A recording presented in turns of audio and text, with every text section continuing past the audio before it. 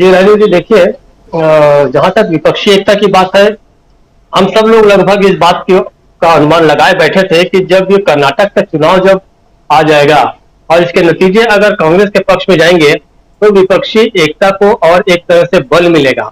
और केवल बल नहीं मिलेगा, इच्छा तो बहुत सारे विपक्षी दलों की थी, लेकिन वो इंतजार कर रहे थे कि कांग्रेस के साथ हम कितना जा सकते हैं।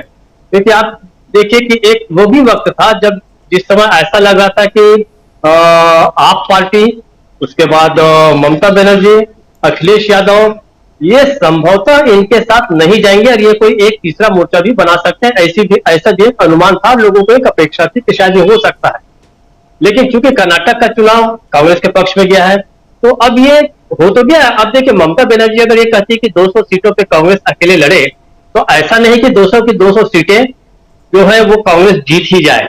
इसमें बहुत ही व्यवहारिक होकर कांग्रेस को आगे बढ़ना पड़ेगा, मेरा अपना ये मानना है। और मैं विपक्षी एकता के बारे में मेरा से शुरू से कहना है कि कांग्रेस को ये निश्चित रूप से सवाल का जवाब ढूंढने की जरूरत है कि उत्साह में आके आप विपक्षियों के साथ गठबंधन तो कर लेंगे, लेकिन क्या वैसा आपको फायदा मिलेगा? कहीं ऐसा ना हो कि आप अकेले लड़ते हैं तो आपको कहीं ज्यादा सीटें मिले और आपका वोट प्रतिशत भी बढ़ेगा। सीधे सीधे अगर 200 सीट पे ममता बनर्जी कांग्रेस को सीमित रखना चाहती है, तो सब जानते हैं कि 200 में 200 सीटें आपको हासिल नहीं होंगी। असली बात तो यह है, जैसा कि एक बहुत ही सामान्य किस्म का बड़ा मजाकिया सा मुहावरा है कि मेहनत करे मुर्गी और अंडा खाए फकीर। तो मेहनत तो कर ली है कांग्रेस ने माहौल बना दिया है बीजेपी के खिलाफ, और अब जो है उस केक का अपना अपना हिस्सा लेने बहुत सारे लोग अब पहुंचना चाहते हैं। मैं कोई सलाहकार नहीं हूं कांग्रेस का, लेकिन मेरा अपना एक अलग कि जब मैं नक्शा निकाल के बैठता हूं भारत का, मैं वो देखता हूं कि जहां बड़े राज्य हैं वहां पर पहले से दूसरी पार्टियों का इतना बड़ा प्रभाव है। आखिर आप ममता बनर्जी को खुद पूछा जाए कि आप पश्चिम बंगाल में कांग्रेस के लिए कितनी सीटें छोड़ेंगे, अखिलेश यादव को पूछा जाए कि आप कांग्रेस के लिए कितना सीटें छोड़ेंगे। महाराष्ट्र में है, वहां पे दो पार्टनर्स आपके अभी से हैं, एक शिवसेना उद्धव ठाकरे गुट और दूसरा जो है एनसीपी। इसके साथ भी आपको कुछ ना कुछ करना पड़ेगा। मान लीजिए 48 सीटें हैं, तो आपको अब बहुत व्यवहारिक है कि 16 सीटों पे अगर 3 लोग लड़ते हैं, उन 16 में क्या आप सारे के सारे जीत जाएंगे? मतलब मैं ये नहीं कहता कि गठबंधन नहीं होना चाहिए, मान रहे थे कि विपक्ष को एक होकर लड़ना चाहिए, लेकिन वर्तमान परिस्थितियों में जो प्रभावशाली ढंग से कांग्रेस ने जीता है ये चुनाव, उसको ये मेरा बहुत व्यक्तिगत मानना है कि ये भी अब विचार करना चाहिए कि ऐसा तो नहीं कि गठबंधन के साथ आप जाएं और आपको लगभग उतनी ही सीटें मिले जितने या उससे कम मिले जो आप अकेले लड़के पा सकते हैं। तो आपको देखिए, आपको मेहनत तो सबके लिए करनी पड़ेगी। आप राहुल गांधी पर इतनी ज्यादा निर्भरता रहेगी। जी, आप आवाज नहीं आ रही? इसमें जोड़ना चाहता हूं, चूंकि ये बात वैसी चल रही है और मैं चाहूंगा कि आगे भी जो हमारे और भी साथी हैं इस चीज़ को और आगे बढ़ाएं। बहुत सही दिशा में आप इस चर्चा को लेके आ रहे हैं और कई लोगों के ऊपर ये एक पर्दा है कि ऐसा होगा तो क्या होगा। कांग्रेस अगर 200 सीटों पे ही सिमट के रह जाती है, 200 सीटें ही लड़ती है। हालांकि ममता बनर्जी ने साफ साफ कहा है कि उन 200 सीटों पे कांग्रेस को तो लड़ना के लिए बिल्कुल देना चाहिए जहां वो मजबूत है। कह रही कांग्रेस को 200 सीटों पर चुनाव लड़ने का मौका ज़रूर देना चाहिए, साफ साफ कह रही हैं। लेकिन बात यहाँ दूसरी है, आप कांग्रेस के हिसाब से देख रहे हैं, विपक्षी दल यहाँ सरकार बनाने की बात है कि 2024 में मोदी यानी बीजेपी की सरकार को परास्त करने की बात है। यहाँ बीजेपी बनाम कांग्रेस की बात विपक्षी नहीं कर रहे हैं, यहाँ बीजेपी बनाम विपक्ष की बात हो रही है।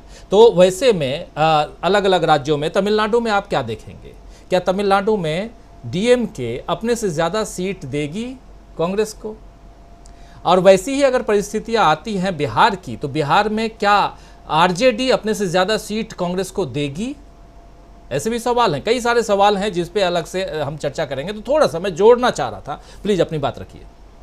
जी जी, तो मेरा यही कहना है कि आपको फिर से एक बात देखिए, मैं खुद वो व्यक्ति था 2015 में एक अरुण शौरी ने एक भाषण दिया था और उन्होंने कहा, वो सभी सबको पता चल गया था कि मोदी की अगर सरकार बन गई है, मोदी जैसा व्यक्ति प्रधानमंत्री बना है, तो अगले 5 सालों में 2019 का जीतेंगे तो कोई नहीं जानता था कि देश की गति क्या होने वाली है।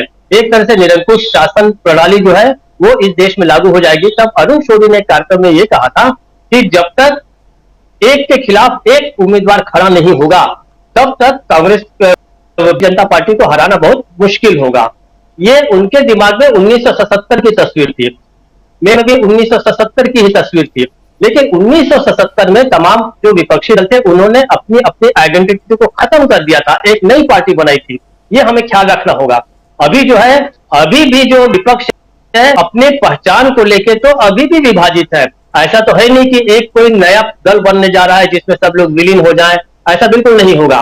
बल्कि इतनी सारी पार्टियों के लिए कांग्रेस को मेहनत करनी पड़ेगी। देखिए, कांग्रेस के ऊपर निर्भरता ऐसे बढ़ जाएगी कि जैसे हम अपने क्लब में, सोसाइटी में आप कोई राय दीजिए तो वो काम करने की जिम्मेदारी आपकी ही हो जाएगी।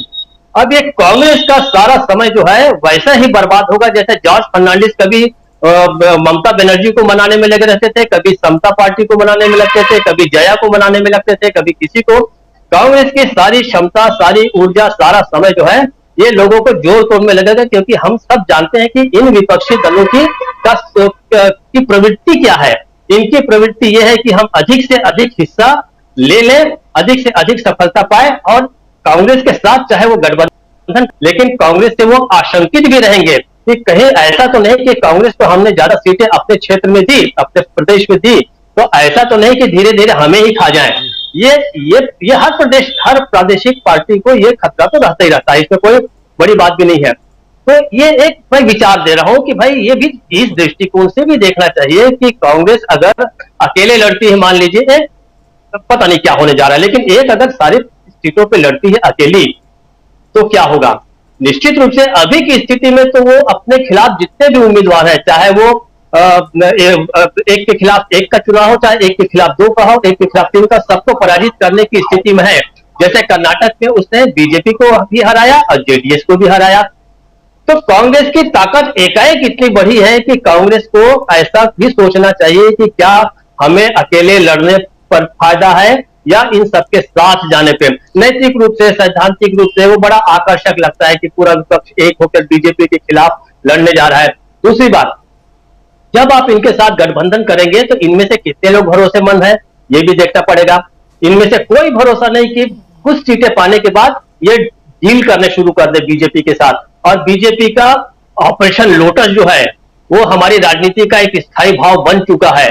जब तक भारतीय जनता पार्टी के पास नोटबंदी के वक्त के बटोरे हुए पैसे हैं, तब तक आप जान लीजिए कि सभी विपक्षी दलों को खतरा बना हुआ है। अगली कौन सी सरकार टूट सकती है इसका कोई भरोसा नहीं है।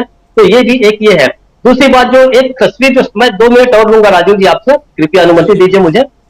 जो तस्वीर साफ इस मामले में भी हो रही है कि जैसे ओबीसी की हमने बात की, अनुसूचित जाति की बात की, अनुसूचित जनजातियों की बात की, तो उसका सबसे रिलेवेंट अगर उस चीज को एनालाइज करने का जो स्टेट हो सकता है वो छत्तीसगढ़ है। छत्तीसगढ़ में आप देखिए कि कुल 29 अनुसूचित जनजाति की सीटें हैं, जिसमें से 25 कांग्रेस के पास है। ऐसे ही अनुसूचित जाति, शेड्यूल कास्ट 10 सीटें हैं, 10 में से 8 इनके पास है, कांग्रेस के पास है। और ओबीसी का प्रभाव जो है छत्तीसगढ़ में लगभग 51 सीटों पर है और बहुत सारी सीटें, ज्यादातर सीटें जो है वो आज कांग्रेस के पास है।